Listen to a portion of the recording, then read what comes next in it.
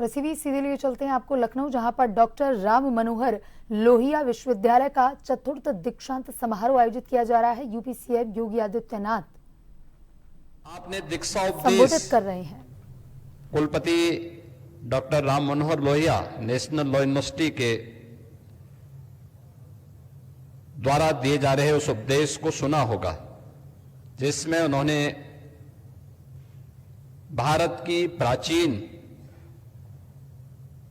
गुरुकुलों की प्रावर्तन समारोह के उस मंत्र को, जो तैत्तिरीय उपनिषद के माध्यम से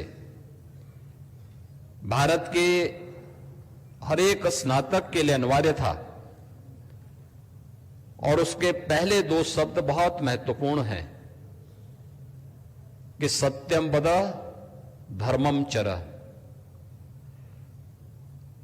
यानी सत्य बोलना और धर्म का आचरण करना। भारत की संसद हो या भारत की न्यायपालिका, इसका बौद्ध वाक्य भी धर्मो रक्षति रक्षित या यतो धर्मस् ततो जय, इसी भाव के साथ हम सबको अपने कर्तव्यों के प्रति सदैव आगाह करती है।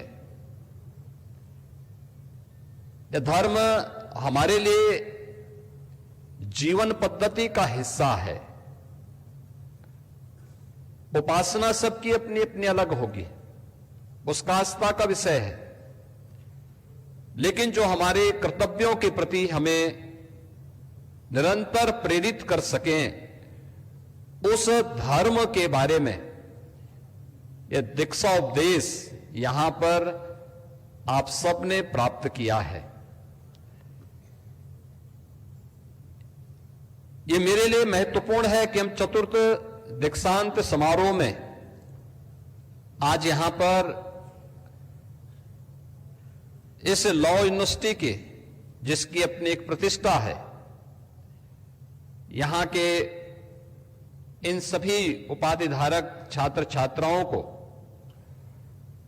हमारे मुख्य अतिथि के कर कमलों से उनकी उपाधि प्राप्त हुई है। हम सबके लिए यह जानना बहुत आवश्यक है कि किसी भी लोकतांत्रिक व्यवस्था में एक सुदृढ़ न्यायिक व्यवस्था का क्या योगदान है। और मैं हमेशा इस बात को मानता हूं कि न्यायिक व्यवस्था जितनी मजबूत होगी, सुशासन के लक्ष्यों को प्राप्त करने में उतनी ही आसानी होगी। सुशासन के उस लक्ष्य को प्राप्त करने के लिए, जैसे आप प्राचीन काल में राम राज्य कहते थे, जहां पर किसी भी प्रकार का भेदभाव के लिए कोई स्थान नहीं, उसकी योग्यता, उसकी क्षमता और समाज के प्रत्येक तबके को समान रूप से व्यवस्था का हिस्सा बनने में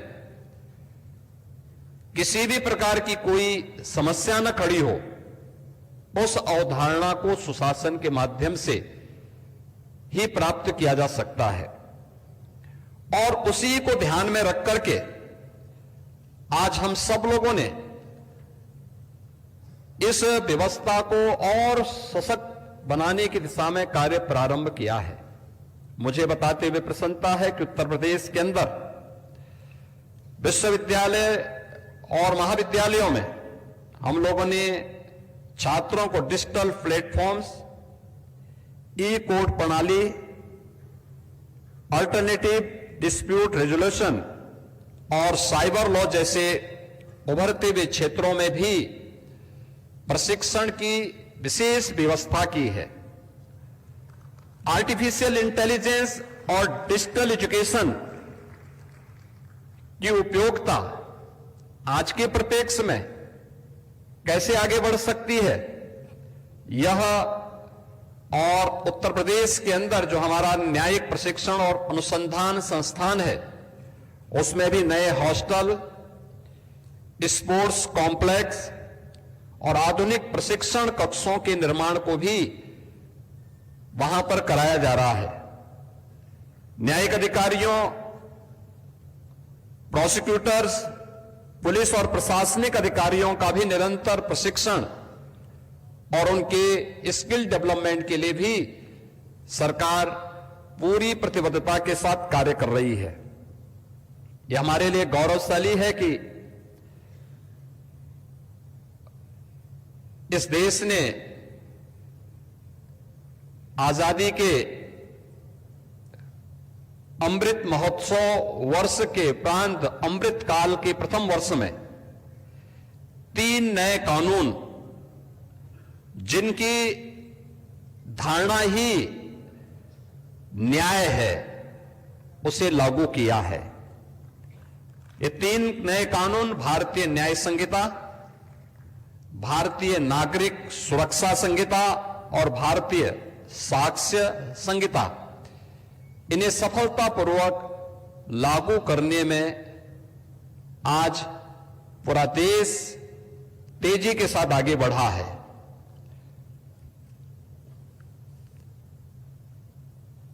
रूल ऑफ लॉ, यह बेंच और बार के बेहतरीन समन्वय से ही आगे बढ़ सकता है।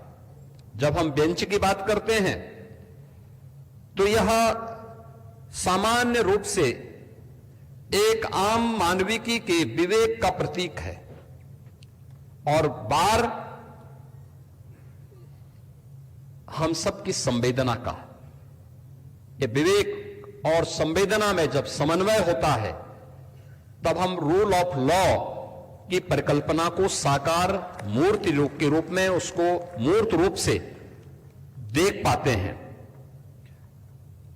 आज मुझे बताते हुए प्रसन्नता है कि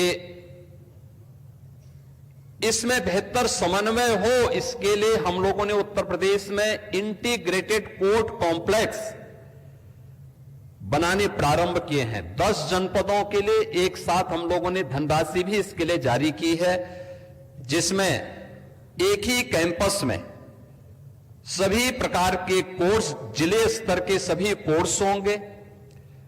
वहीं पर हमने बार के लिए भी व्यवस्था उपलब्ध करवाई है। वहीं कैंपस में उनके लिए आवास की सुविधा और अन्य हर प्रकार की सुविधा भी उसी कैंपस में हम लोगों ने प्रारंभ की है।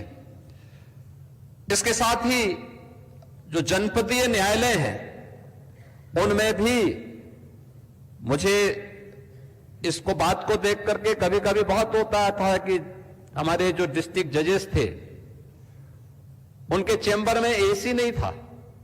हम लोगों ने उसके लिए भी अपनी सहमति दी। आज यह लग्जरियस आइटम नहीं बल्कि आज की आवश्यकता बन गई है और वहां पर कम से कम बार और बेंच के बीच में बेहतर समन्वय हो। अगर बार का कभी गुस्सा भी आए तो वह बेंच उस एसी की ठंड से उस गर्मी को थोड़ा शांत करने में मदद कर सके। तो इसके लिए इन सभी सुविधाओं को वहां पर देने का कार्य किया गया है और डिजिटल डिपोजिशन राइटर की व्यवस्था भी हम लोगों ने वहां के लिए स्वीकृति दी है। इलाहाबाद उच्च न्यायालय आज अपने सुदृढ़ इंफ्रास्ट्रक्चर के लिए, बेहतरीन इंफ्रास्ट्रक्चर के लिए जाना जा रहा है। प्रदेश के अंदर इस दिशा में खासतौर पर महिला संबंधी अपराध और बच्चों के साथ होने वाले किसी भी प्रकार के अपराध में उन्हें त्वरित न्याय प्राप्त हो सके, इस दिशा में प्रभावी पैरवी करना, महिलाओं से जुड़े हुए मामलों में 380 से अधिक पास्को और फास्ट ट्रैक कोर्ट के गठन की कार्रवाई को भी प्रदेश सरकार ने तेजी के साथ आगे बढ़ाने में